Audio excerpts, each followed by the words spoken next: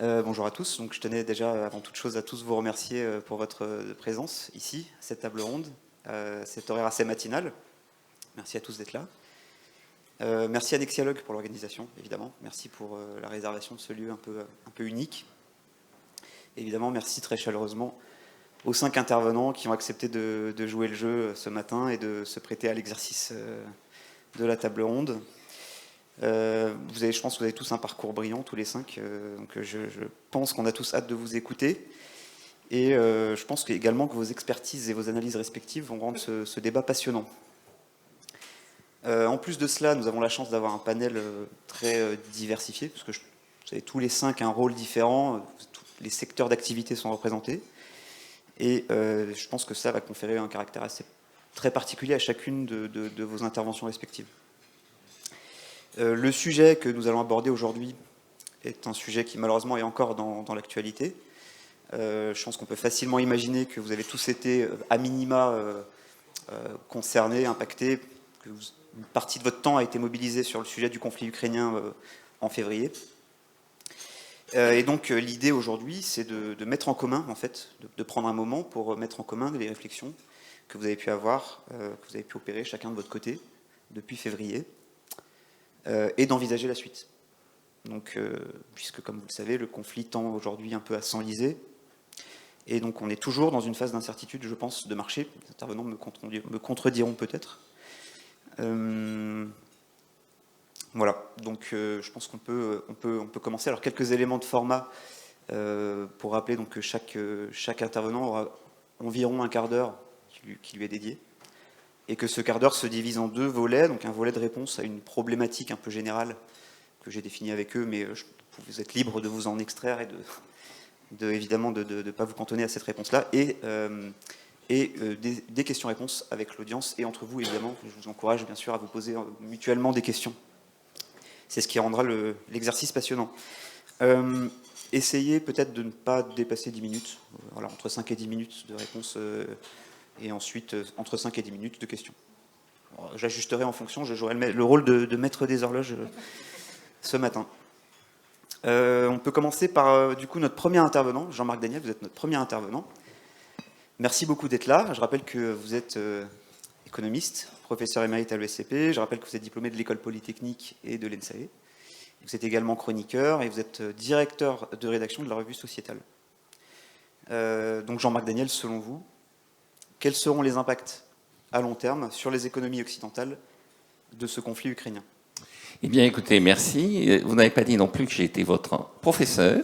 Et vous avez eu la courtoisie, quand je suis arrivé, que je vous demandais si vous aviez gardé un beau souvenir de mes cours, de dire oui. C'est pas toujours le cas. Il m'arrive de rencontrer des gens qui me disent « Ah non, pas du tout, c'était insupportable et tout. » Donc, je vais essayer de ne pas être qu'à la fin, où la question « Est-ce que vous avez donné un bon souvenir de ce petit déjeuner ?» vous ne disiez pas non, mais oui, de façon spontanée. Alors, sur le fond, c'est pour les domaines étant posés, sur le fond, je pense que le véritable enjeu dans ce qui se passe, c'est de ne pas... Qu'est-ce qui se passe là ? Non, c'est bon. De ne pas se focaliser exclusivement sur les événements militaires de la Russie et de l'Ukraine, mais d'essayer de voir quelles sont les tendances générales de l'économie, car l'économie sort quand même d'une période où elle a été profondément chamboulée, profondément touchée par les mesures de restriction liées à la Covid. Je rappelle quand même que l'économie française a eu une contraction de sa production en 2020 de 8%, un rétablissement de 7% en 2021, donc on n'était pas revenu en 2021 au niveau de 2019, et nous n'avons retrouvé en termes de trimestre le dernier trimestre de 2019 qu'au dernier trimestre de 2021. Et donc ce qu'anticipaient la plupart des institutions sur la croissance, c'était une croissance de 4% en 2022 pour achever le rattrapage par rapport à la situation de la Covid. Or, ce rattrapage est rendu de plus en plus difficile, notamment parce que, de nouveau, il y a une économie qui est confinée. Vous avez 70 millions de personnes à Shanghai qui ne travaillent plus. Et donc, ça a des conséquences sur l'organisation et la désorganisation des cercles d'approvisionnement et du fonctionnement de l'économie mondiale. Alors, ceci étant dit, je pense qu'il y a 3 enjeux derrière ce qui se passe en ce moment. C'est effectivement, est-ce que la croissance va être durablement touchée ? Est-ce qu'il y a une menace inflationniste et comment vont répondre les États sous forme de politique économique? Je vais faire ça très très vite. La croissance, la dernière estimation du FMI, c'est que la croissance mondiale va passer de 4,5%, puisqu'il y avait un effet rattrapage, à probablement 4%. Et le FMI dit, écoutez, on ne sait pas très bien combien de temps va durer la guerre. Ce qu'on constate, c'est que jusqu'à présent, le prix du pétrole n'est pas monté au sommet de 2008. En 2008, on avait atteint un prix à 147 $ le baril, ce qui en dollars d'aujourd'hui faisait 155 $ le baril. Nous n'en sommes pas encore là. Même si on n'en voit pas les conséquences immédiates en France, parce que l'euro était dans une vague ascendante en 2008, alors qu'il est dans une vague d'érosion en ce moment. Deuxième élément sur l'évolution des conséquences de la guerre, c'est que vous avez eu un chahut sur les monnaies, avec notamment le rouble qui était à 1 € égale 90 roubles le 24 février, est monté jusqu'à 1 € égale 144 roubles. Et puis, la Banque centrale de Russie est intervenue, elle a mis en place un contrôle d'échange, et à l'heure actuelle, vous avez 1 € qui est revenu au niveau de février. Il en va de même sur les monnaies qui ont été chahutées en Europe, je pense aux zloty et aux forints. Je rappelle que M. Orban a tapé du poing sur la table au sommet de Versailles en disant que le refus des autorités européennes et singulièrement de la Banque centrale de soutenir le forint à quelques jours de l'élection en Hongrie était une prise de position politique qui était insupportable. Et donc, la BCE a réagi en achetant du forint et donc le forint est redescendu à son niveau de février. Donc, les conséquences qu'on devrait voir ne sont pas là immédiatement visibles. Donc ça dépendra du temps que prendra le conflit, quand est-ce que ça s'arrêtera. Mais pour l'instant, je pense qu'il n'y a pas de conséquences, encore une fois, extrêmement graves de ce qui se passe.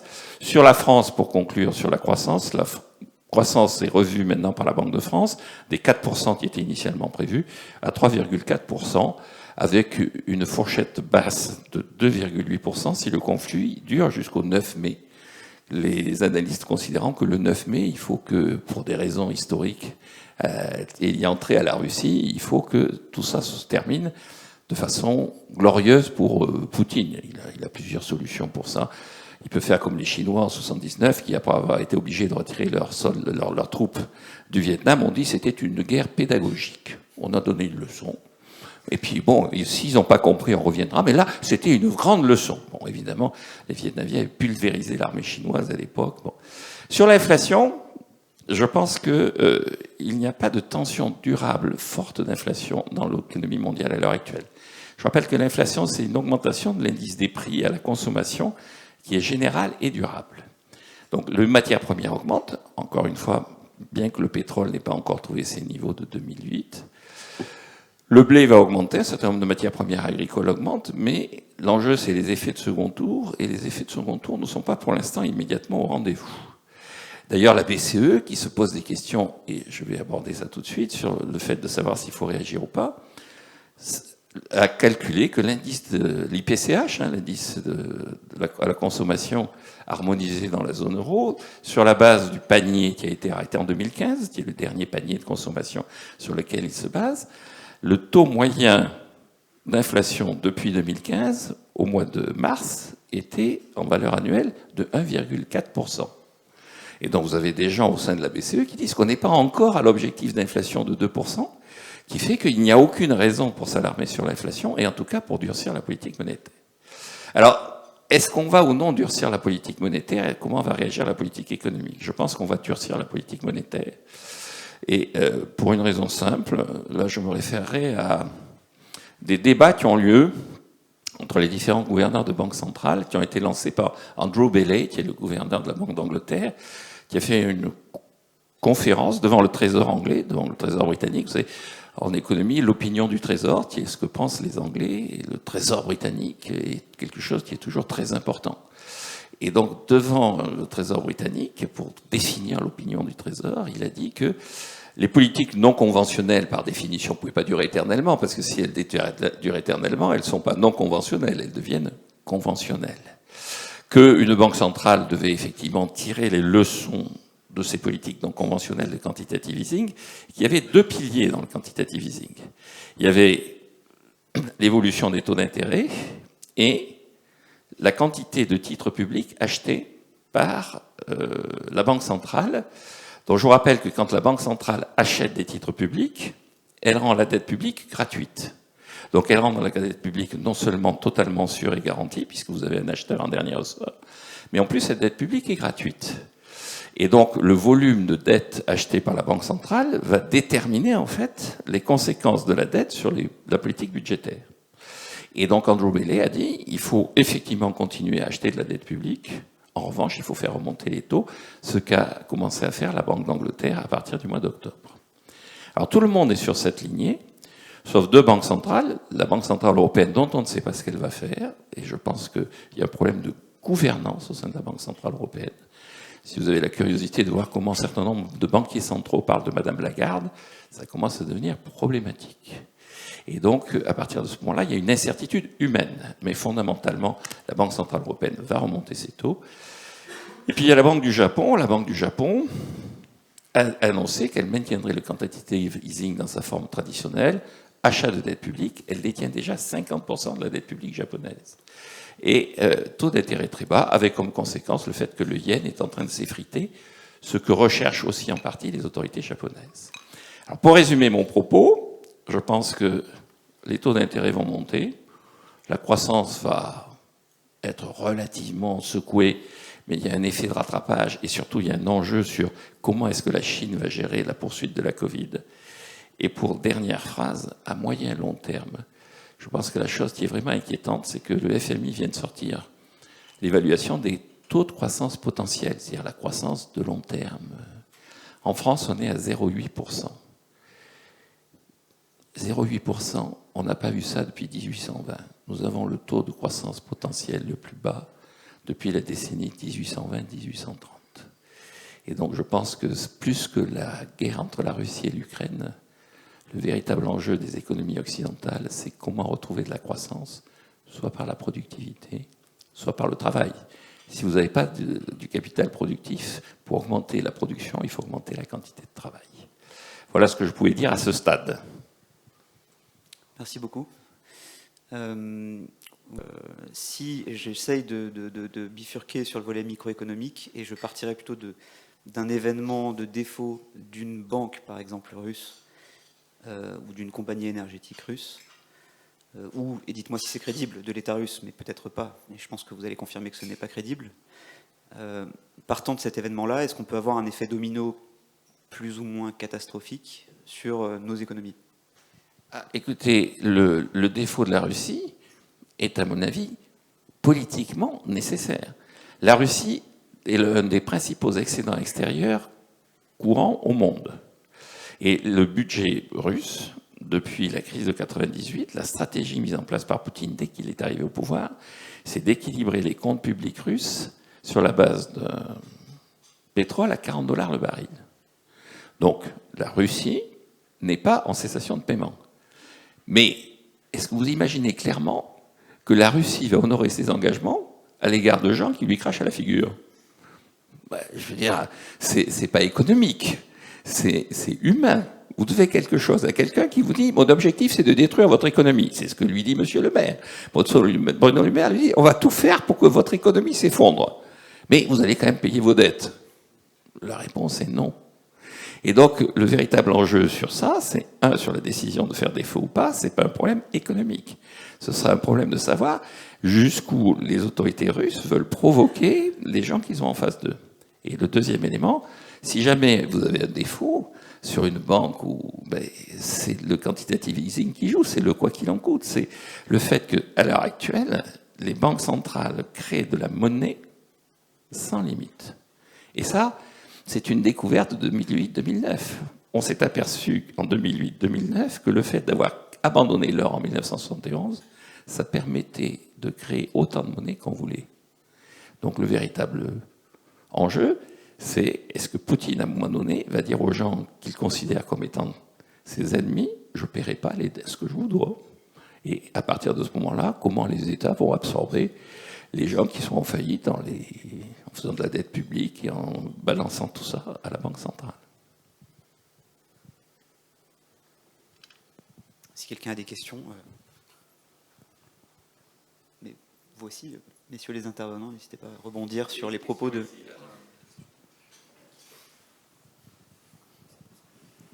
Moi j'ai une question, c'est juste sur les conséquences économiques qui est annoncé apparemment que le dollar ne devienne plus la monnaie dominante au profit peut-être du yen. Tout ça, est-ce qu'il y a une conséquence pour les économies occidentales?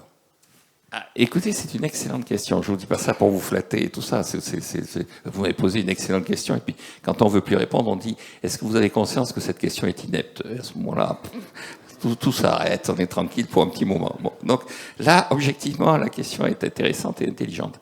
La vraie question, effectivement, c'est que depuis plusieurs années, un certain nombre de pays cherchent à sortir de la domination du dollar. C'est-à-dire, vous avez donc le grand résultat de 71-73, de l'abandon de l'or, c'est de mettre le dollar en position de force, et deux, la promesse d'un équilibrage automatique des balances des paiements courants par l'échange flottant.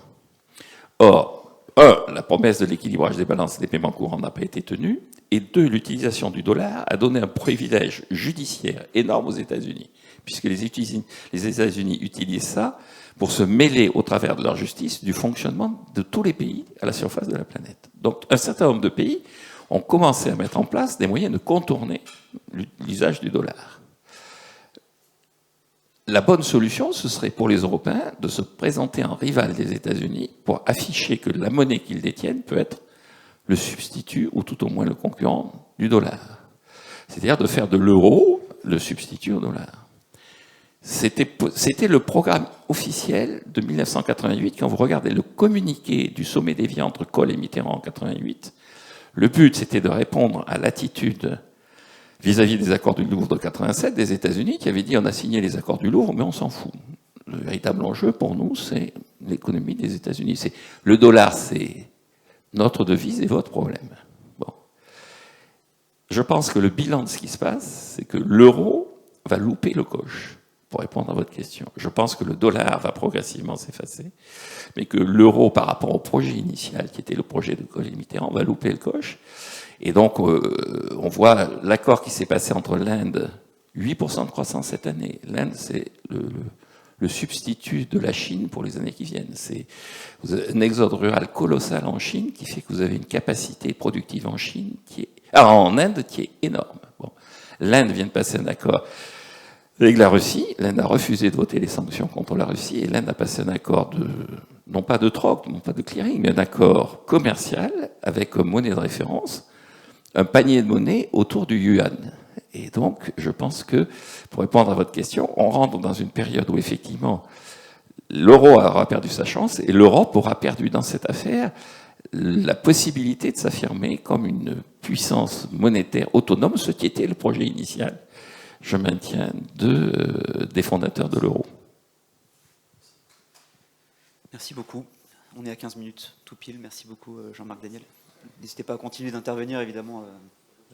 Voilà, je propose qu'on passe au deuxième intervenant. Thomas Aubringer, vous êtes notre deuxième intervenant. Je ne sais pas comment marche cet outil, je suis désolé. Je vais faire ça. Voilà. Thomas Aubringer, donc je rappelle que vous êtes diplômé de l'INSA Toulouse et de l'ESSEC. Vous êtes passé par Sgamaï, vous avez été portfolio manager, puis portfolio manager chez l'XRAM, vous êtes resté depuis. Et depuis 6 ans, vous êtes Head of Investment Solutions et vous êtes depuis quelques années, pas le nombre en tête, Deputy CIO. 2 ans. Selon vous, Thomas Aubringer, quelles sont les opportunités de rendement à l'heure actuelle? Quelle est votre vision en tant que gérant ou que responsable d'une équipe de gérants? Et quelles sont les classes d'actifs à privilégier? Luc, pour cette présentation, merci d'avoir pensé à moi pour cet événement. Alors, il y a beaucoup de choses à dire effectivement sur le conflit. Juste pour resituer, ce qu'on a vu, c'est qu'effectivement, c'est un conflit qui affecte essentiellement la zone euro. Donc, c'est quand même important pour comprendre un certain nombre de choses. On voit bien que Jean-Marc en parlait, mais effectivement, les révisions de croissance à la baisse en zone euro, on parle d'1,5 point sur la croissance 2022.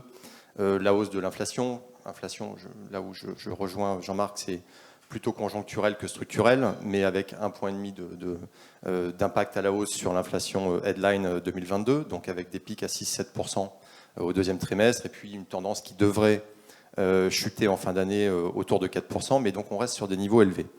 Ce que la crise met en évidence, c'est plusieurs choses. C'est à la fois, ça a été traité à Versailles d'ailleurs, on parlait, la dépendance énergétique de certains pays. Je rappelle que Hongrie, Italie, Allemagne sont probablement les 3 pays les plus touchés, les plus concernés par la dépendance énergétique.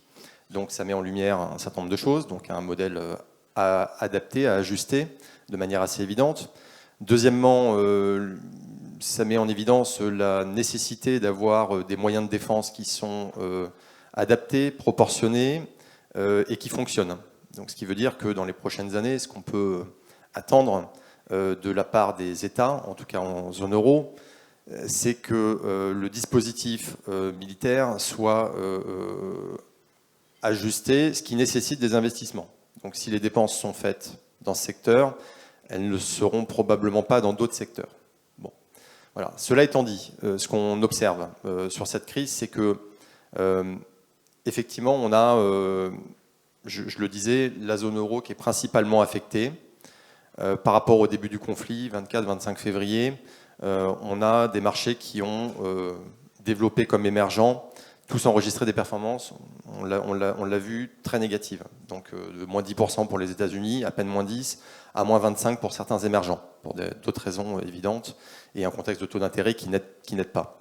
Depuis, ce qu'on voit, c'est qu'après un effet un peu de panique, qui, je le redis, n'a rien à voir avec des crises précédentes, hein, c'est-à-dire que si on revient 2 ans en arrière, à l'époque du Covid, début du Covid, le 16 mars, quand on se retrouve tous chez nous, on a des marchés qui explosent, des dividendes, un marché des dividendes qui se disloque complètement, et des volatilités implicites, que ce soit aux États-Unis ou en Europe, qui montent à 80, niveau qu'on n'avait même pas observé en 2008 d'ailleurs. Voilà. Là, à titre de comparaison, ce qu'on peut regarder, c'est que sur les marchés européens, la volatilité implicite, donc une anticipation raisonnable de ce que peut être la volatilité des marchés à un mois, on est monté à 45-50 et on revient sur des niveaux de 30. Pour les États-Unis, pour marquer cette différence, donc c'est pour ça que ça introduit la notion d'après pour répondre à la question de Luc, c'est les marchés américains, eux, finalement, sont plus hauts qu'avant le début du conflit. Et bien plus haut. Donc on voit bien, et sur la volatilité implicite, pour le pendant de ce que je viens de dire sur la zone euro, on a eu un pic qui est assez normal d'agitation liée à cette incertitude de 35, et on revient sur des niveaux de 20. Et 20 sur le VIX, c'est un niveau qui correspond à un marché non stressé. La photo sur les marchés européens, c'est qu'effectivement, on a des marchés qui tirent leur épingle du jeu. On parlait de marché anglais, qui effectivement fait figure voilà, qui surperforme les économies développées de manière assez significative, hein, qui est un marché qui est légèrement en hausse depuis le début de l'année. Mais les marchés, si on regarde un Eurostock, si on regarde des indices domestiques, CAC 40, DAX ou d'autres, MIB, on se rend compte qu'on est encore dans le rouge, et assez fortement dans le rouge. Donc, de ce point de vue-là, l'économie américaine, effectivement, si on parlait de préférence régionale dans une allocation d'actifs entre un marché européen et un marché américain, eh bien, il y a une préférence assez évidente, pour plusieurs raisons. C'est que le marché américain a été moins touché.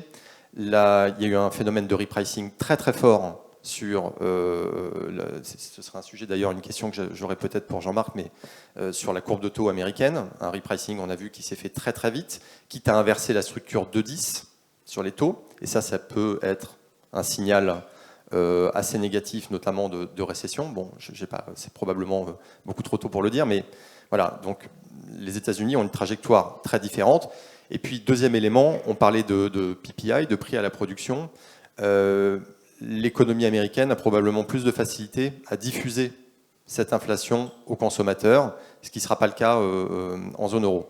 Donc, évidemment, du point de vue des marchés actions, il y a une préférence qui se fait de manière assez évidente sur le marché américain au détriment des marchés en zone euro.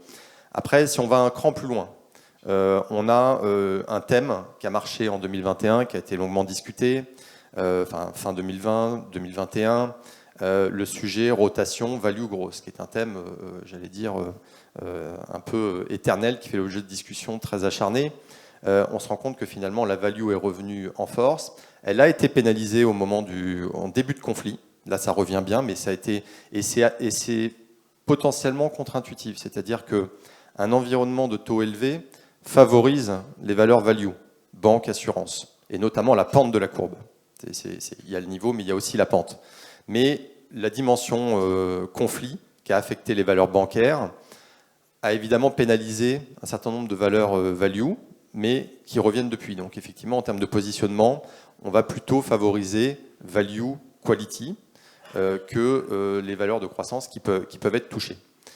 Voilà. Une fois qu'on a dit ça, effectivement, d'un point de vue sectoriel, vous l'avez vu, c'est générateur d'inflation, mais tout ce qui est évidemment pétrole, gaz, alimentaire, voilà, sont effectivement génèrent de l'inflation, mais les matières premières, ça c'est pas démenti. Quand on regarde les allocations globales de l'ensemble des gestions, je parle pas, attention, j'allais dire petit disclaimer parce que je suis filiale d'Amundi, donc évidemment il est compliqué de parler au nom d'Amundi et c'est juste une question temporelle, c'est-à-dire que dans 3 mois je serai certainement habilité à le faire. Pour l'instant, je parle au nom de Lyxor, qui est donc une filiale d'Amundi, et donc les vues d'investissement sont à considérer pour Lyxor.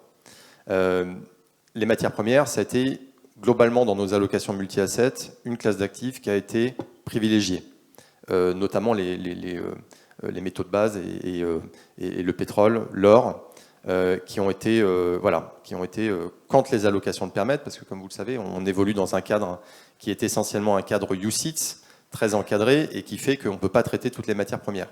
Voilà. Donc on le fait quand c'est possible. La deuxième classe d'actifs qui a été privilégiée, c'est une transition, on parlait de l'inflation. Naturellement, la classe fixed income a souffert pour différentes raisons. On a une remontée des taux qui, effectivement, en mark-to-market, va pénaliser les investissements obligataires. Naturellement, on a des spreads de crédit, que ce soit investment grade et high yield, qui ont été pénalisés en zone euro, qui se sont écartés. Donc, une lecture un peu plus difficile des événements et une classe d'actifs qui, en mark-to-market, va souffrir, c'est-à-dire qui offre des caractéristiques sympas à long terme en termes de carry, mais qui, à court terme, dans de la construction de portefeuille, peuvent détruire de la valeur. Et donc, naturellement, on a vu que les investisseurs, et ça s'est vu d'ailleurs dans les adjudications ou des émissions de nouvelles obligations indexées inflation, des linkers, le niveau de sursouscription, si j'ose dire, entre ce qui a été émis et ce qui a été demandé, sollicité par les investisseurs, c'est des niveaux de 3 à 4. Donc on voit que les émissions sont sursouscrites de 3-4 fois, ce qui est énorme. Donc les investisseurs sont allés massivement sur des obligations indexées inflation pour capter ça. Et puis, dernière classe d'actifs assez... on en parlait, la devise, l'euro, évidemment très attaqué. Je le disais pour différentes raisons. Je ne vais pas redire ce que Jean-Marc précisait, puisque je ne le dirai pas aussi bien. Déjà, c'est la première raison. Et deuxièmement, effectivement, beaucoup de prudence sur l'euro de notre côté. Voilà. Et puis, peut-être un mot sur les classes alternatives. On voit qu'effectivement, dans le scope des stratégies alternatives, les stratégies directionnelles souffrent, les stratégies long-short avec des biais souffrent aussi. Celles qui tirent un peu leurs épingles du jeu, c'est les stratégies de trend, ce qu'on appelle couramment les CTA, avec une préférence peut-être sur les cours à moyen terme plutôt que les stratégies CTA de long terme, qui vont favoriser en fait les stratégies, enfin qui sont structurellement qui déploient des stratégies trend following momentum, et puis celles qui s'en sortent bien, sans grande surprise, les event driven, qui tirent profit en fait d'événements un peu spécifiques. Voilà. Donc pour conclure sur ces éléments-là, effectivement, on a le sentiment que le marché fait une pause. Ça ne veut pas dire que les investisseurs sont passés dans un mode risk-off. Ce serait abusif de le dire.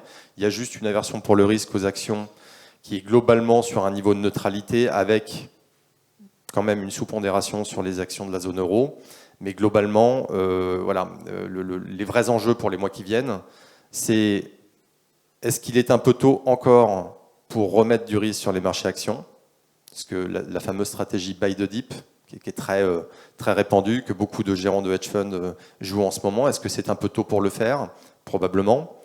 La partie obligataire, où là, la gestion de la short duration peut inciter à avoir des positionnements tactiques et faire un peu de relative value selon les courbes. Ça, c'est évidemment ce qu'on croit. Et puis derrière, le positionnement sur les matières premières, je l'ai dit, les niveaux d'appréciation sont importants.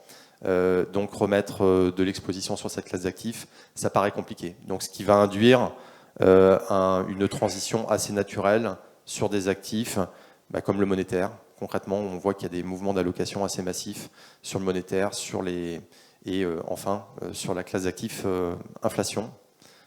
Voilà. C'est un sujet très très passionnant et on pourrait en débattre des heures. Je rebondis sur ce que tu as dit par rapport à la crise du Covid. Ma question, c'était simplement, 2 ans après, en fait, est-ce que la crise du Covid vous a fait remettre en cause en fait, un certain nombre de paradigmes, ou du moins une vue d'investissement, stratégie d'investissement, si bien qu'aujourd'hui, en février, vous étiez peut-être mal préparé ou au contraire mieux préparé à subir un tel choc sur les marchés actions? Alors, j'ai le sentiment que la question est assez fermée. Je suis obligé de dire que nous étions bien préparés. Je ne sais jamais si c'est enregistré,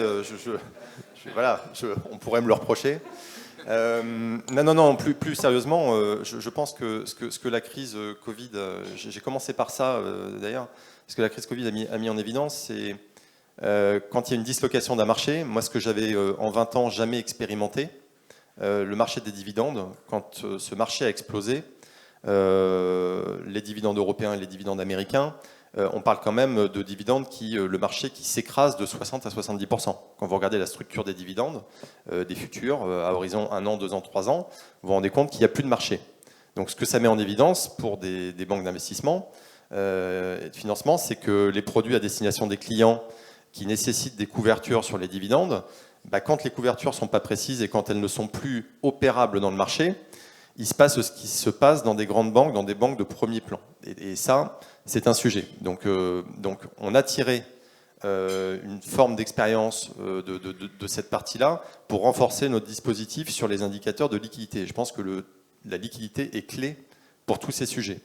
Ce qui veut dire, ce qui se traduit concrètement maintenant par une mesure très fine de la liquidité, une définition, alors après toutes les maisons fonctionnent différemment, mais ce qui paraît assez raisonnable, c'est de définir des niveaux de stress qui coïncident, qui correspondent à un environnement de marché et d'adapter des allocations en fonction de ce niveau de stress. Je donne un exemple. Si on considère que le début de la crise en Ukraine valide le passage d'un niveau de stress raisonnable à un stress plus sensible, eh bien, on peut imaginer que des gestions multi-assets augmentent leur proportion d'actifs liquides, monétaires ou cash equivalent, donc équivalent monétaire, c'est-à-dire des actifs que je peux liquider dans la journée sans m'exposer à des coûts d'exécution et des bid-offers concrètement trop marqués. Donc je pense qu'on en est ressorti plus fort et c'est assez désagréable d'ailleurs quand on revient 2 ans en arrière de se dire qu'on veut liquider un actif et que concrètement on n'y arrive pas. Voilà. Et ça c'est quelque chose qu'on ne s'attendait pas à voir sur un marché action parce que le marché action est réputé comme étant extrêmement liquide. La volatilité des marchés actions implicite, c'est quelque chose qui traite tout le temps. Ce qu'on a quand même vu pour illustrer le point sur la liquidité, c'est que quand le conflit a commencé, effectivement, on s'est rendu compte que beaucoup de gestions ajustaient des portefeuilles en vendant des positions à un horaire de marché qui coïncide avec la valorisation des produits. Et les fonds UCITS, très souvent, valorisent à un moment donné dans la journée à la clôture du cash. C'est ce qui se fait. Donc on se retrouve, et on a observé des petits pics, des petites tensions de liquidité, parce que beaucoup d'investisseurs sont venus un peu au même moment, entre 17h25, 17h35 sur les marchés européens, pour vendre au même moment les mêmes actifs. Voilà. Et donc ceux qui s'en sortent un peu mieux, c'est ceux qui se disent, faisons un pas en arrière. En fait, la liquidité, elle existe, elle est là, elle est importante. Peut-être que aller travailler ces ajustements d'exposition en cours de journée, c'est pas une mauvaise idée. Plutôt que d'être planté au même moment et d'être un peu dans la file d'attente d'une certaine manière avec d'autres investisseurs qui vont procéder aux mêmes ajustements. Donc je pense que si je devais retenir une singularité, c'est qu'effectivement on a utilisé la liquidité pour adapter on a intégré ça très concrètement dans les processus d'investissement et je crois que c'est clé pour la suite. Ok, ouais, très clair. On a un peu dépassé, mais c'était prévisible. Donc, j'aurai quand même la place pour une question. Quelqu'un a une question ?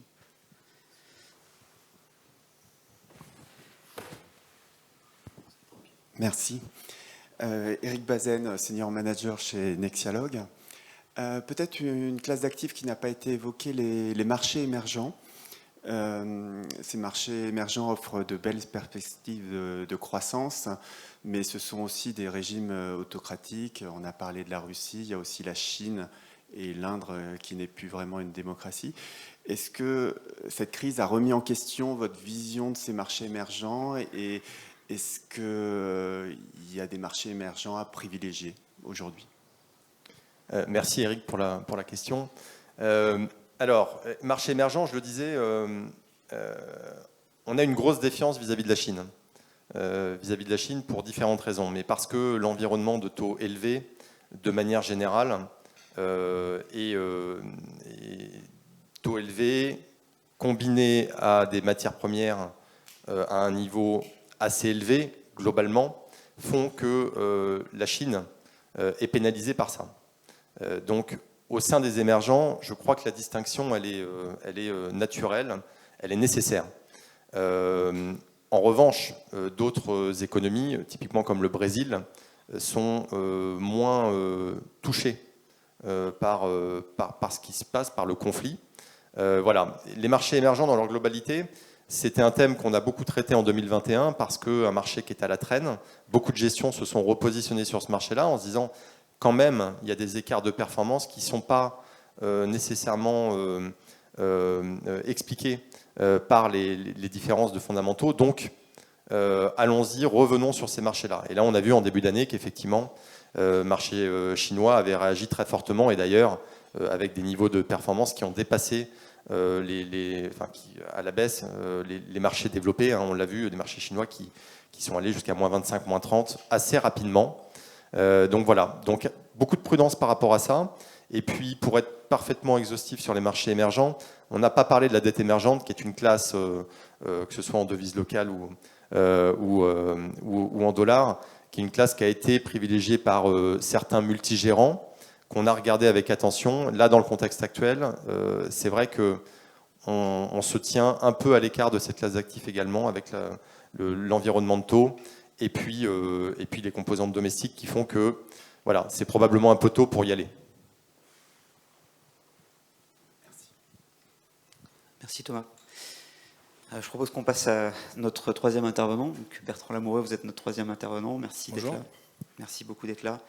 Je rappelle que vous êtes donc diplômé de l'ENSAE.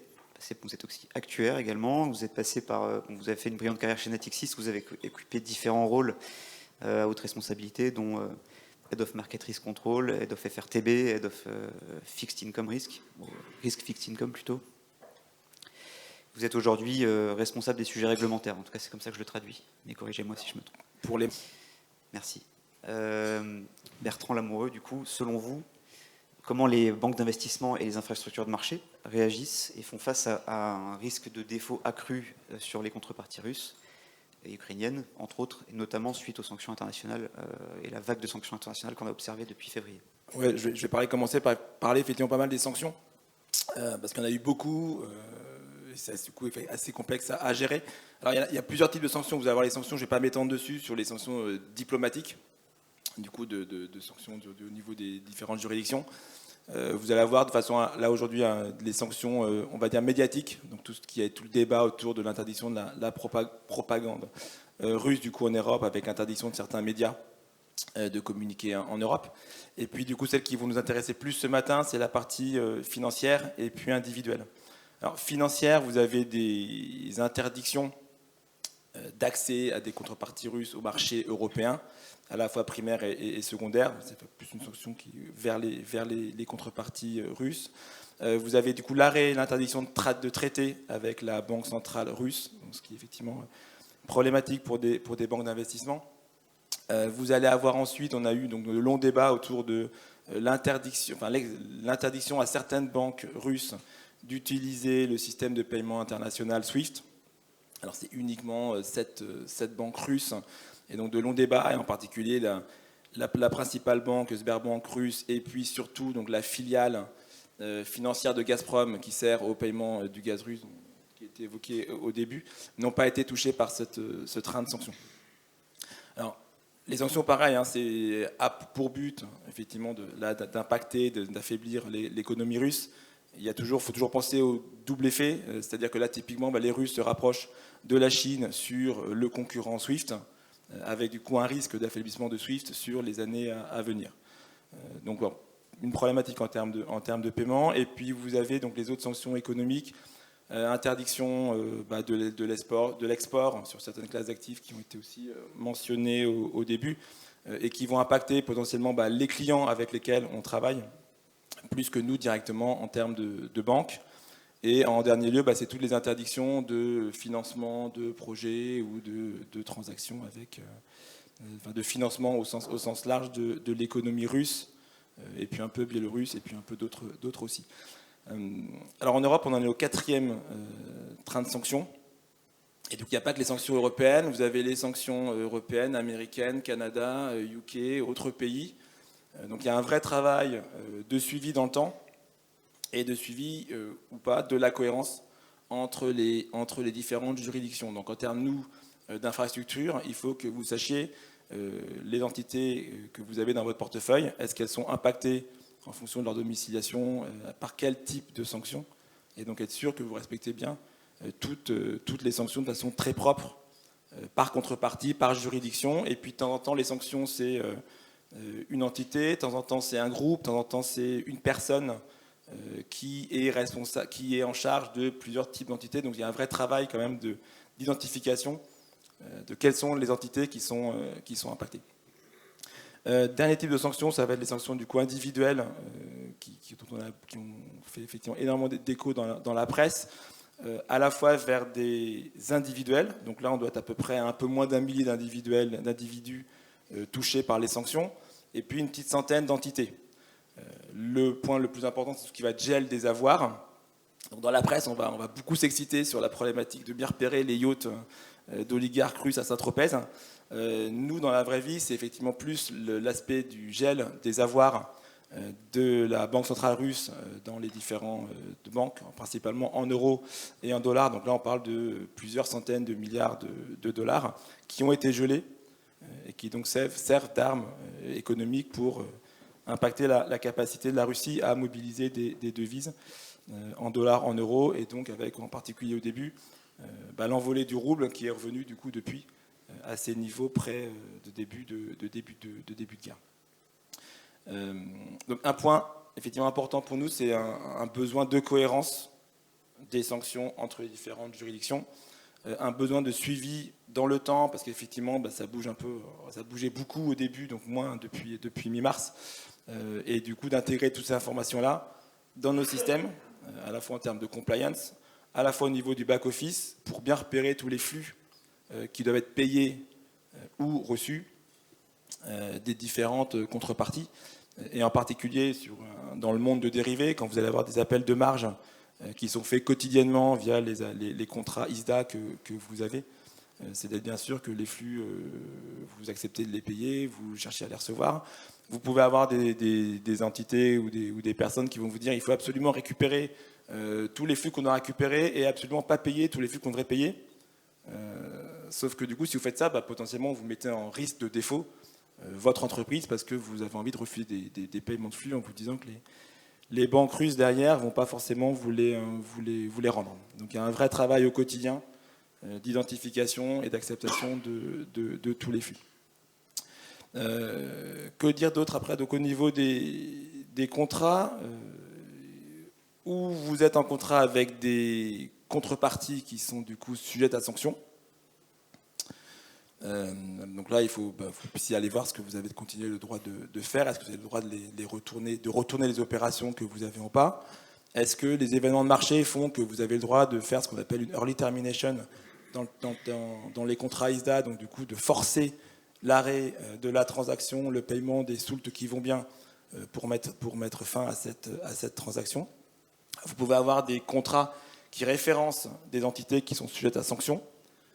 Donc là, c'est fait principalement sous l'angle des CDS, et c'est principalement sur la Fédération de Russie et sur Gazprom, même si les niveaux dans l'absolu sont faibles par rapport au marché. C'est effectivement les deux contreparties où il faut regarder les CDS que vous avez. Il faut suivre ce que fait l'ISDA au niveau des aménagements, de repaiement de dettes, si jamais il y avait défaut ou de la Russie ou de Gazprom, qui était évoqué au départ. Donc il y a quand même un gros suivi de toutes les évolutions réglementaires qui se font pour s'adapter à ce nouveau monde. Et puis du coup, donc, dernier lieu, toutes les opérations, tous les paiements que vous avez, que j'ai déjà effectivement mentionné, mais qui sont en termes de quotidien une lourde contrainte. Une fois que vous avez effectivement passé votre temps à bien avoir repéré toutes vos opérations que vous aviez avec ou des contreparties russes ou sur des sous-jacents russes. Donc là, je rejoins effectivement à ce que disait mon camarade, c'est que des phénomènes ou des outils qui fonctionnent pas très bien en temps normal, vous avez une grosse probabilité qui ne marche toujours pas très bien en cas effectivement de crise. Donc il faut vraiment bien travailler ces points-là en avance de phase et pas effectivement se retrouver dedans en période de tension de ce type de tension.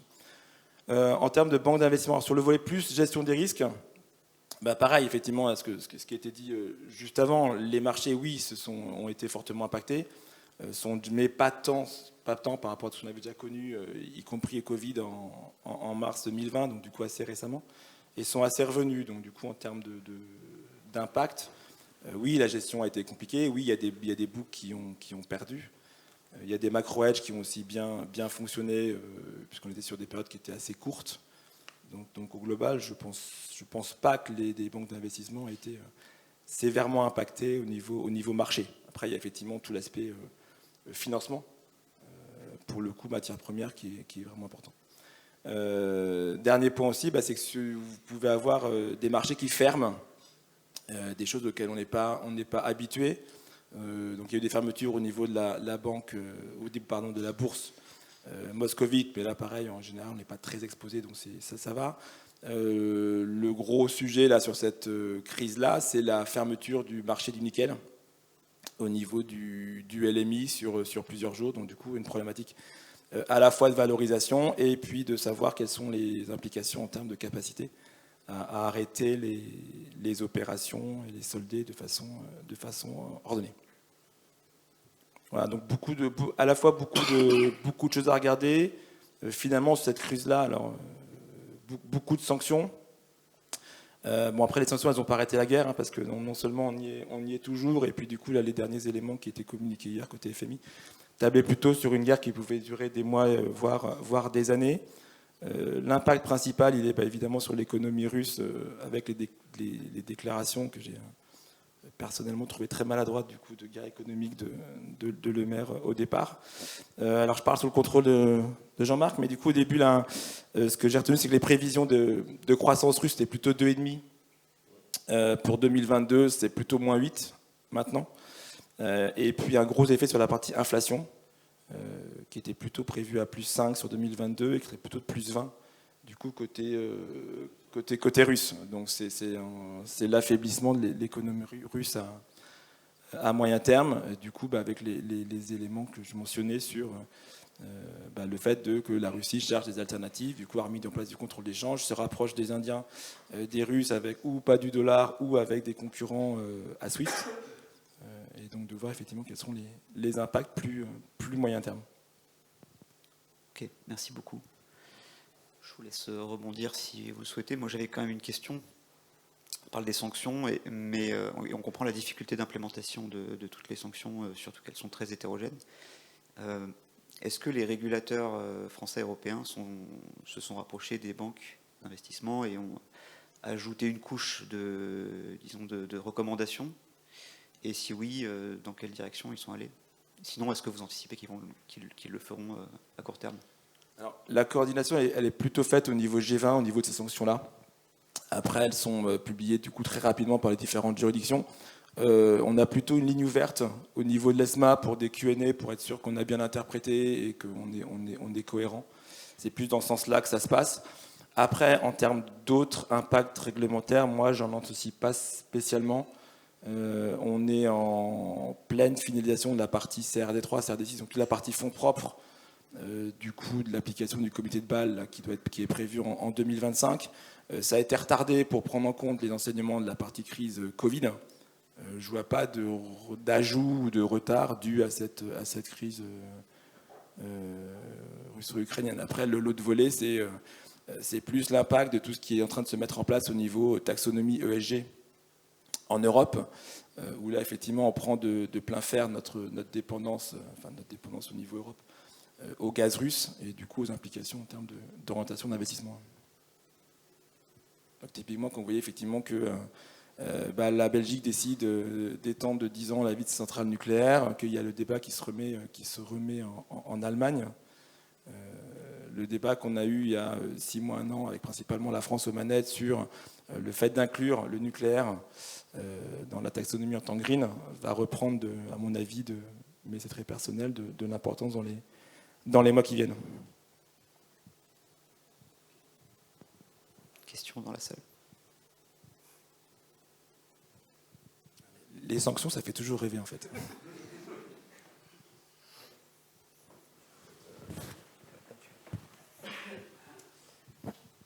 Merci. Comment sont anticipées, en tout cas, est-ce qu'on anticipe et comment on anticipe des sanctions réciproques de la Russie? Je ne sais pas si c'est un gros sujet pour Natixis. Des sanctions, par exemple, du gel d'actifs français, européens sur le sol russe. Est-ce que c'est un sujet? Alors, on n'est pas très exposé, nous, au sens large, groupe BPCE, sur le volet Russie. Après, non, c'est marginal. L'impact moyen terme, il est plus effectivement sur les entreprises qui étaient très présentes en Russie et qui du coup décident d'arrêter. Du coup, quelles implications sur leurs besoins de financement et où santé économique, mais c'est pareil, c'est pas non plus c'est pour moi plus du marginal qu'autre chose. Merci. Merci. Peut-être une autre question? François, pas de question? Moi, j'ai pas de question. Puisque... Bon, si pas de question, on va passer à notre 4e intervenant, François Cuisin. Vous êtes notre 4e intervenant, merci d'être là. Donc je rappelle que vous êtes diplômé de l'ESCP, de Neoma, de l'ENSAE.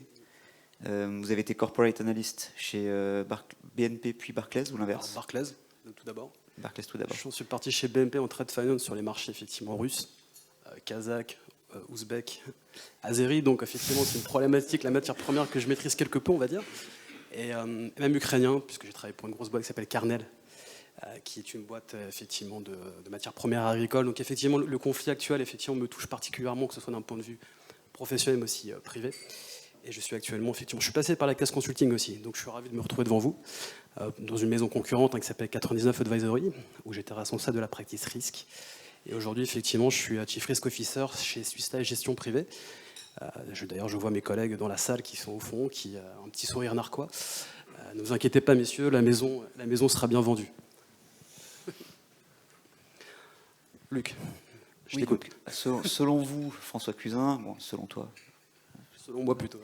Avec ta vision, du coup, voilà, banque privée, gestion privée, comment tu évalues les impacts de ce conflit ukrainien et comment tu évalues la suite? Sur, évidemment, ta vision risque, risque de marché, risque de crédit, risque de liquidité. D'accord.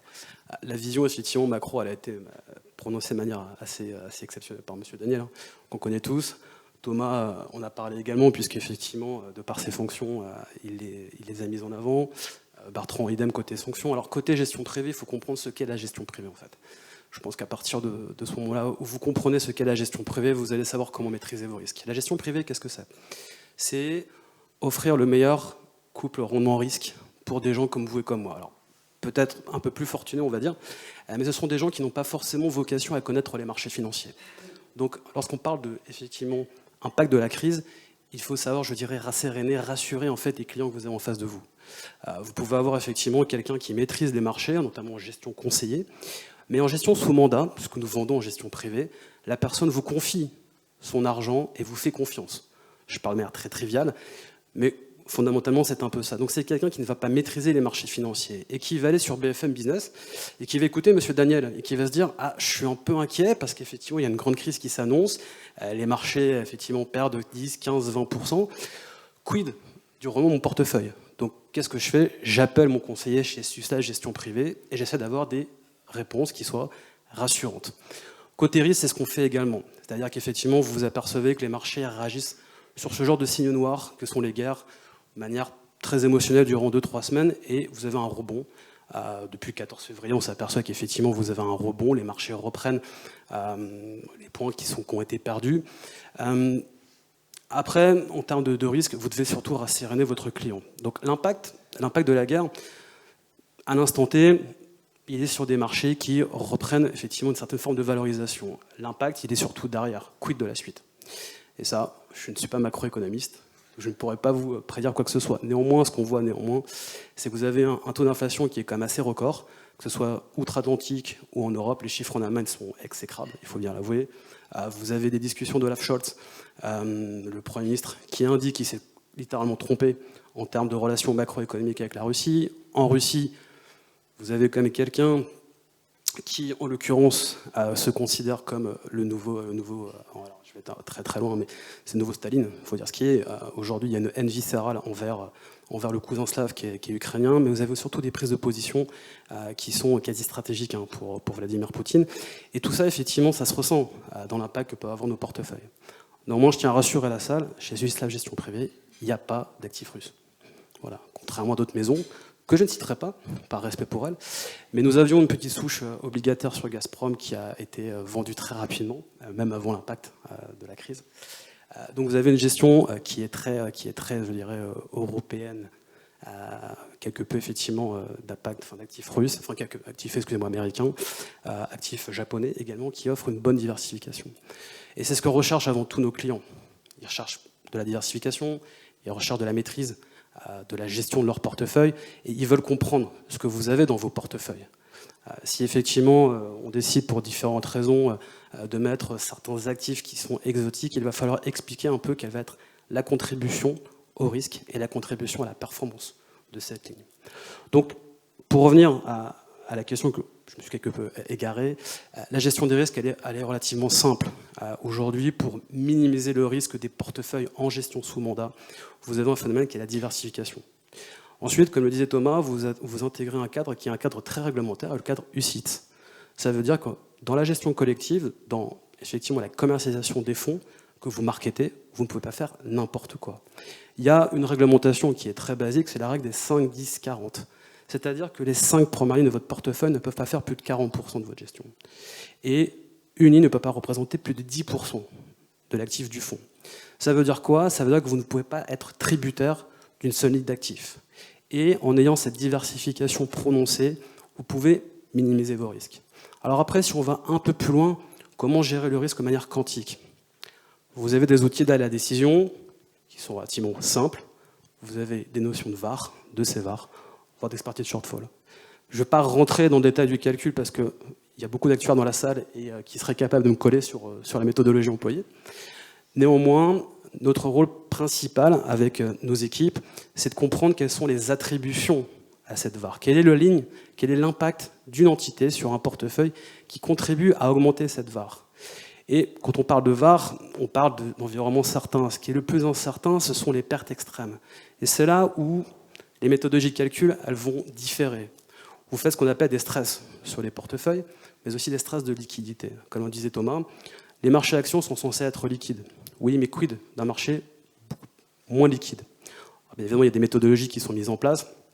Il y a des attributions à cette illiquidité qui nous permettent, nous, Swisslav Gestion Privée, de sortir des titres qu'on va considérer comme étant trop impactés par la crise. Pas forcément des grands noms, hein. Mais on a des entités, en l'occurrence, qu'on a pensé être trop corrélées à la situation des marchés, qu'on a dû sortir. Parfois avec fracas, puisque certains de nos gérants n'étaient pas forcément très contents de voir que certaines de leurs valeurs qui effectivement contribuaient à une performance importante du mandat ou de la gestion collective devaient sortir. Mais aujourd'hui, dans le contexte actuel, il y a une place extrêmement importante qui est accordée à cette gestion des risques. Et puis en fait, vous devez travailler également en corrélation avec un groupe. Alors nous, effectivement, en Suisse La Gestion Privée, nous sommes une petite entité parmi un grand groupe. On ne fait pas n'importe quoi. Puisqu'au-delà des propres clients que nous avons, nous travaillons également main dans la main avec l'assureur, qui est Swiss Life Assurance, et qui nous impose tout un tas de réglementations et tout un tas de titres sur lesquels nous devons investir ou pas. Donc généralement, c'est sur des titres qui font partie des grands indices que vous connaissez tous, hein, l'Eurostoxx 50, le SBF 120, le Nikkei. On ne va pas aller sur des zones exotiques. Voilà.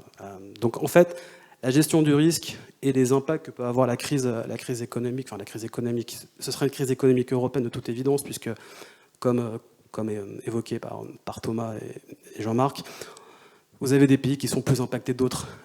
Quand, effectivement, je le répète, quand Scholz dit qu'il s'est trompé lourdement sur Nord Stream 2, c'est tout un pan d'activité allemande qui va forcément être grandement impacté. Alors, ça ne fait pas mal au cœur, puisque moi je suis franco-allemand, donc c'est vrai que quand je vois ce qui se passe, je suis un peu triste, mais pas étonné. Il y a un biais effectivement macro qui avait été pris par Gerhard Schröder à l'époque, qui faisait du russe l'allié préférentiel. Quand vous prenez un peu d'histoire, c'est un peu étonnant. Bon, je fais une petite exégèse, une petite parenthèse. Mais aujourd'hui, l'impact, il va vraiment être un impact européen, pas vraiment effectivement US. Quoique aujourd'hui, vous avez, comme je le répétais, un taux d'inflation qui est record et qui va demander forcément une hausse des taux. Et c'est là où effectivement l'impact de la crise, il va vraiment être là. C'est un impact effectivement d'inflation. Vous avez un choc de demande également, un choc effectivement important. Vous avez des goulets d'étranglement en termes de logistique. Vous avez tout un contexte en fait qui est loin d'être rassurant. Donc sur la gestion des risques purs, vous devez avant tout, comment dirais-je, avoir une gestion dite dynamique avec des outils d'aide à la décision, que sont effectivement les outils évoqués. Vous avez tous les ratios possibles et imaginables, comme les ratios de Sharpe, de Traynor. Alors, la problématique, c'est que ça prend en considération des données historiques ou des données, en l'occurrence, qui sont statiques et figées, dans des contextes de grande volatilité. Thomas le met en avant, vous avez un niveau de VIX, qui est l'indicateur de la peur, qui est monté jusqu'à 45-50. En 2001, c'est monté à plus de 80. Donc, c'est-à-dire que les marchés sont extrêmement volatiles. Les marchés n'aiment pas l'incertitude. Donc, aujourd'hui, lorsque vous faites de la gestion privée et que vous avez quelqu'un en face de vous qui ne maîtrise absolument pas les marchés, vous n'allez pas lui expliquer tout ça. Vous allez surtout le rassurer en lui disant qu'effectivement, vos indicateurs macro, vos indicateurs micro font que vous pouvez gérer le risque et que, en gestion privée, vous avez, on va dire, la parole du temps long. Vous n'êtes pas obligé de délivrer une performance à un instant T. Le client ne vous jugera pas sur une performance le lundi, il vous jugera sur une performance sur 6 mois, voire 1 an. Et là, que feront les marchés? Personne ne le sait. Superbe ouverture, un suspense insoutenable. Merci François. Donc, on a compris, pas de titre russe chez Swiss Life, donc les clients relativement... Pas à ma connaissance, je regarde mes collègues. Relativement peu impactés vos clients. En revanche, est-ce que vos clients, justement, est-ce que vous avez senti que vos clients sont en ce moment un certain appétit pour plus d'encadrement risque après ce qui s'est passé, ou pas du tout? Et si oui, comment vous vous adaptez à cet appétit? Alors, effectivement, la notion de gestion des risques en asset management, là, je me tourne vers mes pairs parce que je suis un peu plus jeune, malheureusement. C'est une composante, en l'occurrence, qui a été, on va dire, mise en avant avec la crise de 2008. En 2008, effectivement, on s'est aperçu qu'avec la chute des marchés, on s'est aperçu que la notion de risque n'était pas aussi prégnante qu'aujourd'hui. D'ailleurs, vous avez une maison concurrente qui s'appelle Carmignac Risk Management. Voilà, ce qui aurait été quelque peu impensable il y a quelques années. Je ne dis pas que le risque aujourd'hui est fondamental, mais en fait, il est au cœur des processus d'investissement. Je ne suis pas sûr que Thomas, aujourd'hui, lorsqu'il investit avec Lyxor, il puisse se prémunir d'un avis de gestion de la part des risques. C'est le cas également chez nous. Alors, est-ce que les clients sont avides de recommandations, sont avides de savoir qu'il y a un cadre risque? Non. Par contre, ils savent effectivement que vous avez un département des risques qui peut se prévoir d'une certaine forme de connaissance des marchés et qui peut dire stop. Comme évoqué tout à l'heure, on a eu des investissements par le passé qui ne correspondaient pas à la philosophie de gestion de la maison, pas forcément en accord avec ce qui se passe actuellement, mais il y a une maison qui s'appelle Orpea qui a comment dire, défrayé la chronique. Il y a eu quelques petites scènes de ménage, effectivement, au sein de la maison. Certains gérants voulaient garder le titre, nous on a voulu le sortir impérativement et on a eu gain de cause. Donc ça démontre également, pour le client, ça démontre également que tout est raisonné, tout est maîtrisé Et ce qu'il faut comprendre également, c'est que la notion de risque ne peut se prémunir d'une notion de réglementation. Comme le disait Bertrand, au-delà des sanctions qui sont imposées par le régulateur, il y a tout un cadre législatif. Et il y a aussi un cadre, on va dire, réglementaire, statutaire sur les fonds. Sur un fonds, lorsque vous marketez un fonds via un rapport de gestion, via ce qu'on appelle aussi un DCI, vous indiquez la forme de gestion que vous voulez. Moi, si j'indique dans mon DCI pas d'investissement russe, et que j'en ai, ça va faire un peu mauvais genre. Et là encore, je suis gentil en disant mauvais genre. Mon job, il saute. Voilà, tout simplement. Donc oui, il y a une volonté de la part du client de s'assurer que ces investissements sont protégés, sont maîtrisés, sont quantifiés.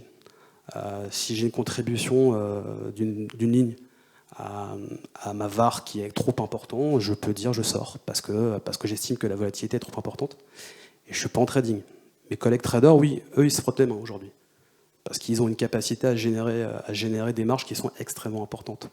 La gestion privée, c'est la gestion du temps long. C'est le fait de rassurer son client. Voilà.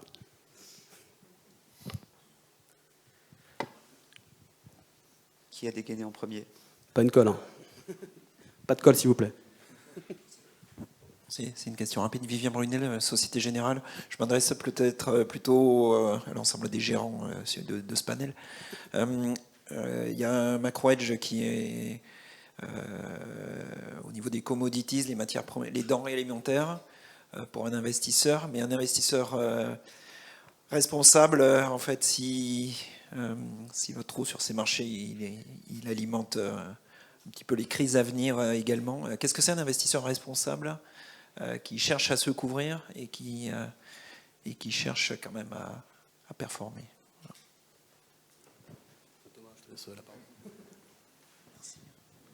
Je vais la prendre, merci Vivien. Non, un investisseur responsable, effectivement, avec la connotation naturellement négative de certaines matières premières, il va aller, et quand on regarde les flux, c'est intéressant de regarder un peu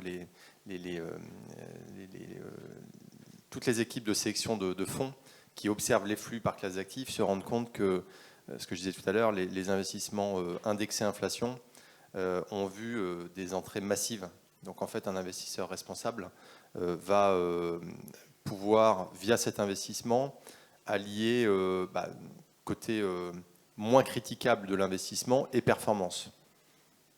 Ça, c'est un élément de réponse. Après, au sein des actions, c'est un peu compliqué. C'est-à-dire que si on a un portefeuille action, après, il y a une logique assez imparable dans la construction de portefeuille qui fait qu'on doit conserver une proportion d'actions à long terme, mais on peut s'alléger de secteurs qui sont attaqués, controversés, qui ont des liens import-export avec la Russie, l'Ukraine. On a vu d'ailleurs ce qu'ont fait les investisseurs. Ils sont sortis, je vais prendre le titre Renault par exemple. Renault a été extrêmement attaqué, et pour des raisons assez évidentes, parce qu'il y a un pan de son activité qui s'effondre. Et les investisseurs se replient plutôt vers des titres qui ont une cote assez extraordinaire, tous les titres qui sont en lien avec la transition énergétique, soit via des entreprises qui développent des choses innovantes en la matière, soit des entreprises qui sont propres, et ce ne sont pas nécessairement les mêmes. Et dans le premier cas, quand vous êtes, c'est assez paradoxal d'ailleurs, mais ça répond à ta question, mais parce que on a le sentiment de faire un bon investissement, mais en termes de risque, les valeurs qui sont très souvent des petites capitalisations, qui développent des initiatives sur les énergies renouvelables, sur l'hydrogène, sur un tas de choses comme ça, c'est un peu comme une digitale, quoi, quand dans le vocabulaire des optionneurs. C'est-à-dire que ça marche ou ça ne marche pas. Il n'y a pas tellement de route intermédiaire. Et donc, ce qui confère à ces valeurs une volatilité extraordinairement élevée. Donc, c'est un peu le paradoxe. C'est un investissement responsable. On s'achète finalement, d'une certaine manière, une forme de virginité en se disant mais c'est bien d'aller sur ces valeurs-là. Mais dans le contexte actuel, ces valeurs s'avèrent plus volatiles que des valeurs de l'Eurostock 50. Enfin, je fais un gros raccourci. Et en moyenne, c'est des valeurs qui sont 2 fois plus volatiles. Voilà, tout simplement. Et je le dis parce que c'est un sujet qu'on a commencé à regarder il y a 3-4 ans sur la création d'initiatives. Et l'Ixor n'est pas la seule entité à le faire. Amundi le fait de manière intensive et beaucoup de sociétés de gestion. Comment proposer à des investisseurs pas nécessairement institutionnels un accès à ce financement de la transition énergétique? Il y a plein de manières de le faire. Bon. Mais voilà, tout ça pour dire que finalement, on peut adresser un sujet vertueux et se retrouver dans la construction de portefeuille à créer un déséquilibre avec des valeurs qui sont particulièrement, qui induisent du risque. Voilà, et dont la contribution marginale au risque du portefeuille est élevée. Bon, voilà. Désolé, j'ai fait un peu long. C'est très intéressant. Je pense que Jean-Philippe voulait apporter aussi une part de réponse à la question, mais je vais peut-être... Non, mais très rapidement, parce que nous, on est un investisseur institutionnel, pour répondre, nous, on s'interdit d'investir sur les matières agricoles. Voilà, pour ne pas apparaître comme un spéculateur ou avoir un impact sur les prix. Très clair. Oui, du coup, donc, très rapidement, donc, notre 5e intervenant et dernier intervenant est notre 2e enseignant de la journée, puisque M. Jean-Marc Daniel n'est pas le seul à avoir été enseignant ici.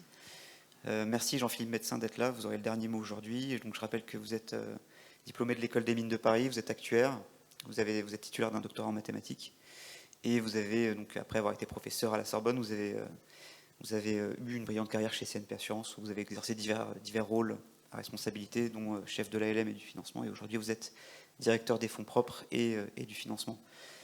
Selon vous, Jean-Philippe Médecin, du point de vue de l'assureur vie, quel a été l'impact du conflit ukrainien sur votre stratégie d'investissement ? Alors, moi, je vais vous donner le témoignage d'un investisseur institutionnel. Je vais essayer d'être très concret. Alors, il y a deux sujets. Enfin, en tout cas, on les voit comme ça. Il y a le sujet Ukraine-Russie et il y a le sujet inflation. Si on regarde déjà le sujet Ukraine-Russie, nous, la première réaction qu'on a eue, c'est de regarder ce qu'on avait en portefeuille. Donc, en ligne directe, on n'avait rien. On a sondé tous nos asset managers. Alors, je vais donner des chiffres dans mon exposé. Donc, on a à peu près 60 milliards investis dans des fonds. Et sur ces 60 milliards, il y avait moins de 100 millions, quand on a interrogé nos AM, investis Ukraine-Russie. Donc, notre exposition, disons, est microscopique. L'étape suivante, c'est de se demander, bon, avec ce qu'on a en portefeuille, quelles sont les activités qui sont, enfin, ou les entreprises, et on en a déjà parlé, qui vont être impactées finalement par tout le jeu de sanctions, de réduction de l'activité, etc. Donc on a parlé de Renault, il y en a d'autres, il peut y avoir d'autres banques, il y a Société Générale, Raiffeisen Bank, etc. etc. Et du fait de la granularité de notre portefeuille, et aussi finalement de notre stratégie de gestion, je vous rappelle, enfin, nous, mais les autres assureurs et investisseurs institutionnels, on est plutôt en buy and maintain ou buy and hold. Donc, tant qu'un titre, pour la partie obligataire, n'a pas fait défaut, modulo quelques provisions, finalement, tout se passe bien. Et on est remboursé à la fin. Et concernant les actions, effectivement, on peut subir des variations de prix. Pour autant, nous, on a un portefeuille actions qui est fortement protégé avec des options, donc des puts ou des put spread. Et donc, quand on regarde à la fois la partie obligataire ou la partie equity, finalement, on n'a pas eu, et on n'a toujours pas, d'inquiétude du fait de ce que je viens de dire. Donc, pour, disons, le sujet proprement dit Ukraine-Russie, il n'y a pas de difficulté.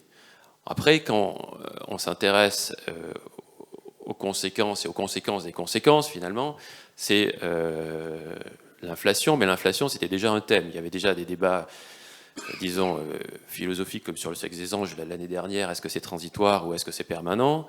Chacun avait son avis. Pour autant, nous, l'année dernière, on s'était déjà interrogé et on avait regardé comment notre portefeuille était protégé ou pouvait bénéficier finalement de l'augmentation de l'inflation. Et la conséquence, c'est quoi ? C'est l'augmentation des taux, puisque vous avez vu où est le Treasury aujourd'hui. La BCE a aussi décidé d'augmenter ses taux. On devrait être à 0 à la fin de l'année. Et donc, la question qu'on s'est posée, c'est finalement, est-ce qu'on va pouvoir bénéficier de cette hausse des taux et aussi de cette hausse de l'inflation ? Alors, là, je vais vous donner un petit peu quelle est la composition de notre portefeuille. Enfin, un portefeuille d'assureurs, et le nôtre en particulier, c'est à peu près 80-90% de taux. La moitié, c'est du souverain, l'autre moitié, c'est du crédit. Et la partie diversification, c'est de l'equity et de la infrastructure, immobilier, etc. Donc, nous, les études économiques, ou les études le montrent, généralement, l'equity est corrélé à l'inflation. Donc ça, c'est un premier proxy, on va dire, de l'inflation. On a un portefeuille immobilier qui est assez conséquent, et on vient de faire une dernière opération, même de diversification de notre portefeuille immobilier. C'est dans la presse. On a acheté pour 2 milliards de logements, c'était annoncé février ou mars de cette année, puisqu'on était plutôt sur de la logistique et du bureau. Donc ça aussi, il y a une corrélation positive à l'inflation. On continue à investir sur l'immobilier. Et quand on fait de la gestion, alors j'étais précédemment responsable actif-passif, donc là je vous parle de l'actif, mais si on regarde le passif, donc quelle est notre activité? Nous, on est un assureur vie, donc on n'est pas un assureur non-vie, donc on n'est pas impacté par la hausse des matières premières, comme ce serait un assureur non-vie sur la réparation automobile, etc.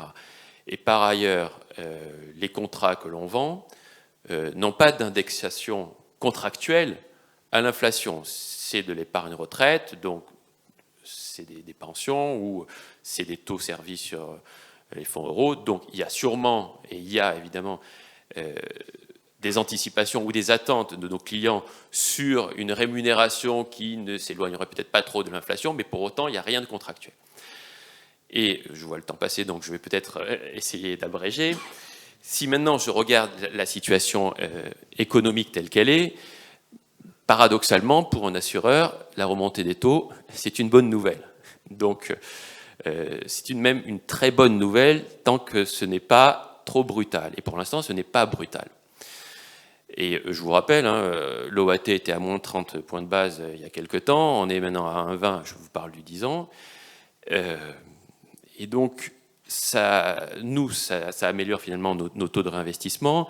Ça nous évite de prendre autant de risques qu'on en prenait avant, puisque quand les taux étaient très bas, on était obligé de descendre dans les ratings et de rallonger notre duration.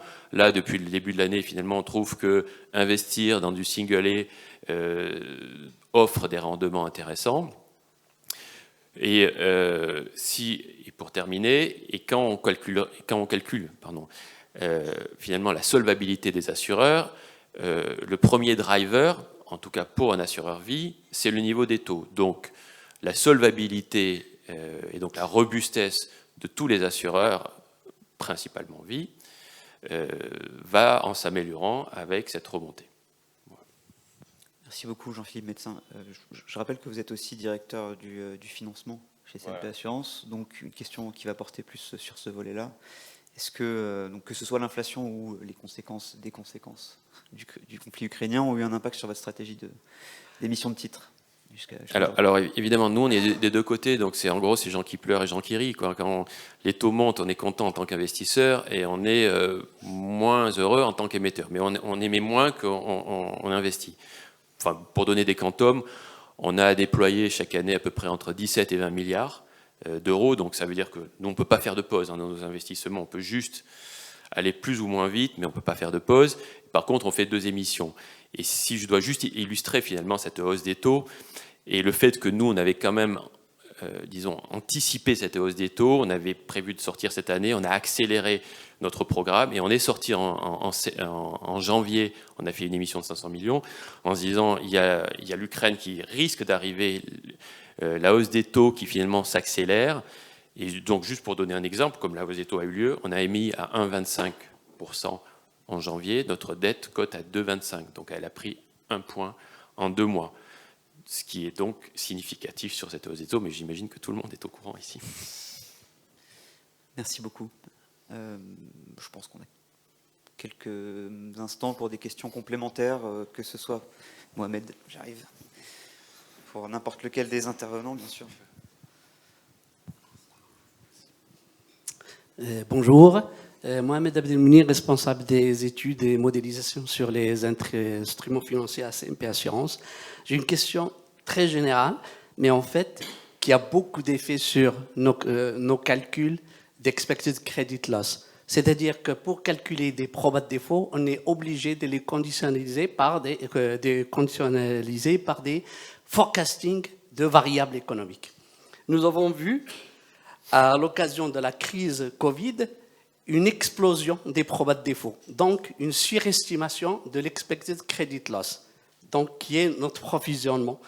Et là, on va avoir un autre effet qu'on est en train d'évaluer, l'effet Ukraine. Donc avec le temps et la multiplication des crises, les modèles ne tiennent plus.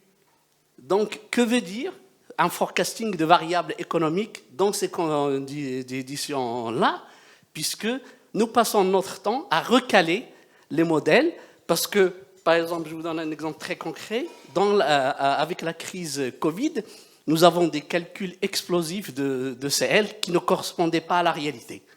Donc, revue des modèles, et je pense qu'on n'est pas les seuls, c'est toute la place qui est comme ça. Donc, que faire au vu des multiplications des crises, et demain, ce sera peut-être une crise climatique, donc multiplication des facteurs pour avoir des forecastings de variables économiques. Je crois que j'ai entendu parler tout à l'heure du VIX, c'est l'une des variables qui nous sert aussi à conditionnaliser les probas de défaut. Donc dans ce cadre-là, du point de vue des régulateurs, que veut dire calculer de l'expected credit loss dans le cadre d'IFRS 9 de façon, on va dire, vraisemblable et rationnelle? Merci. Quel d'entre vous veut prendre la question? Moi, juste, enfin, peut-être, c'est mon passé d'économiste, hein, parce qu'il y avait des sujets qu'on appelait des sunspot equilibrium, des choses comme ça. Non, ce que je veux dire, c'est qu'effectivement, on est en train d'expérimenter là, des chocs externes, parce que c'est facile de comprendre. Enfin, la crise de 2007, c'était le système financier lui-même hein, qui l'avait créé. Là, on a des chocs externes. Et c'est vrai que, bon, il y a eu le Covid, maintenant il y a la Russie. Alors, ex post, tout le monde arrive à dire, mais oui, c'était prévisible. Enfin, ça ne l'était pas. Et donc, c'est vrai qu'effectivement, c'est compliqué. Alors, sur la partie modélisation, par contre, je vais laisser mes collègues s'ils peuvent répondre. Alors, moi, je suis principalement marché, donc cet aspect crédit, je le maîtrise un petit peu moins. Un des effets du Covid sur la partie réglementaire, ça a été de se dire, on a des réglementations qui sont très procycliques, trop procycliques. Est-ce qu'on ne peut pas les rendre du coup moins dépendantes de ce genre de choses? Donc on a eu, nous, sur le marché, où effectivement, quand vous avez des problématiques d'exception de modèle, ça fait augmenter vos fonds propres à un moment où vous en auriez besoin pour faire autre chose. Là, c'est le même problème que vous avez avec la partie FRS 9 et ce provisionnement c'est la perte moyenne à 1 an sur votre portefeuille sain que vous mettez en provision. Et donc, du coup, tout dépend de l'estimation des probas de défaut à 1 an que vous avez sur vos différentes reparties. Et plus vos indicateurs macroéconomiques sont mauvais, plus vos probas de défaut sont importantes. Et donc, plus votre provisionnement est important. Et effectivement, plus les choses vont mal, plus vous provisionnez, ce qui n'est pas intuitif, parce qu'on n'a pas forcément dans la vraie vie. Mais donc, le débat, est, pour moi, au niveau régulateur, plus être de bien identifier l'endroit où les réglementations sont procycliques et d'essayer de limiter ces effets-là. Après, sur des crises Covid, à part pour le coup à vie perso, hein, où effectivement on a inondé le marché de liquidité, on a inondé les entreprises de PGE pour leur faire tenir, il y a peut-être aussi un effet retard qu'on peut avoir sur des défauts qui auraient dû arriver, qui ont été empêchés, qui vont arriver et qui vont prendre du coup après en provision derrière. Pour corroborer un peu les dires de Bertrand, ce qu'il faut comprendre également, c'est qu'on parle effectivement de notion de BAL 3, aujourd'hui on a BAL 4. Les modèles, ils sont vivants. Hein. Les modèles, ils ne sont pas statiques ni figés. Si je prends 1993, c'est, on va dire, la VAR qui avait été créée par JP Morgan qui prend le dessus. Aujourd'hui, on parle de CVAR, d'Experted Shortfall. En fait, dans les modèles, vous avez des nouvelles composantes indiquées et connues par chacun, qui font qu'en fait, avec l'expérience, vous pouvez effectivement affiner vos modèles. Après, il y a une composante importante dans cette création de modèle, c'est la composante de collatéral. Ça va être surtout le collatéral qui va être important. Et comment tu veux le valoriser, comment tu veux effectivement jouer sur cet impact, c'est là où effectivement ton modèle il va prendre tout son sens. Mais le maître mot, c'est avec toutes ces crises, avec ce côté expérimental, tu peux affiner ton modèle. Ton modèle, il n'est pas figé. C'est ça qu'il faut retenir. Et, si tu prends la VAR de 1993, tu peux prendre tous les papiers de recherche. Aujourd'hui, ces papiers sont caducs. Alors, je je suis un peu polémiste volontairement, mais tu apprends l'expérience, tu apprends des crises, et aujourd'hui ton modèle de VAR, nous on s'en sert de manière très marginale au final. Ce qui nous intéresse, c'est l'expertise shortfall, c'est les pertes attendues et surtout les pertes qui ne sont pas attendues, parce que c'est là où proviennent les crises. Le marché est inondé aujourd'hui, il est abreuvé de liquidités, c'est ce qui fait la différence avec la crise de 2008. Les banques centrales, elles jouent à plein le rôle de banquier en dernier recours. Maintenant, quand la marée va se retirer, c'est là où on va voir effectivement les entreprises qui vont mourir ou pas. Et tu peux avoir tout le modèle que tu veux, prédictif. Tu ne pourras pas prédire ce qui n'est pas prévisible, en fait. Donc c'est un peu une lapalissade, malheureusement. Il n'y a pas de biais, on va dire, mathématique profond. Mais ce sont des modèles qui sont censés aider à une décision, à une prise de décision. Mais ce sont des modèles faits par des humains. Merci beaucoup. Ouais, on va pas tarder à libérer la salle, je pense. Mais en tout cas, c'est le message que j'ai cru comprendre de loin, mais peut-être que je me trompe. Mais... Tiens, Géry. Moi, c'était juste pour apporter un élément. En fait, c'est dans des périodes de forte volatilité, ce qui est intéressant aussi à faire, c'est que nous, on le fait chez Groupama Asset. En fait, il faut regarder aussi la probabilité empirique, en fait. Et là, il y a un truc qui est très intéressant dans Bloomberg. Ils ont une approche via leur DRSK, en fait, qui vraiment lie la distance au défaut empirique basée sur le modèle de Merton avec la réalité économique de leur base de données, ce qu'ils ont constaté avec une boîte qui a une probabilité alpha. Combien de ces boîtes avec cette probabilité-là ont fait défaut? Et donc, ça donne une vraie réalité, en fait. C'est ce que font les traders d'options. Ils ont une vol implicite, mais ils rapprochent à une vol historique aussi pour prendre une décision. Donc, je pense que les modèles sont intéressants, mais à un moment donné, il faut les coordonner un peu avec la réalité, en fait. Ouais, très rapidement, effectivement, tu parles de modèle DRSK. Nous, effectivement, on l'a utilisé pour d'autres données. Après, comme tu dis, c'est une vol implicite basée sur des critères historiques. Aujourd'hui, on parle de signe noir. Donc, tu n'as pas de données historiques. Tu peux choquer via des méthodes de Monte Carlo, méthode Ayrton. Tu peux mettre toutes les modélisations que tu veux. Il y a une corrélation entre différents modèles qui existent, certes, mais je vais me faire l'avocat du diable, rien n'est prédictif. Qui aurait pu produire, qui aurait pu penser il y a 6 mois, il y a 1 an, même il y a 2 ans ce Covid? Impossible. La crise en Ukraine, oui, elle bouillonne depuis 30 ans parce qu'en fait, on connaît les vérités, on va dire, guerrières, et on connaît le peu de cas que fait Vladimir Poutine de ses voisins. Mais l'impact, concrètement, on ne le connaît pas vraiment. Et tu peux donner tous les modèles que tu veux, tu peux prendre un historique que tu veux. DRSK, oui, on s'en sert nous aussi, mais on va dire, c'est du prédictif. Et là, la problématique, c'est qu'en fait, la prévision n'existe pas. Merci beaucoup, François. Merci à tous. Je pense qu'on va s'arrêter là. Je remercie encore une fois très chaleureusement nos intervenants. Merci beaucoup. Vous avez été fantastiques.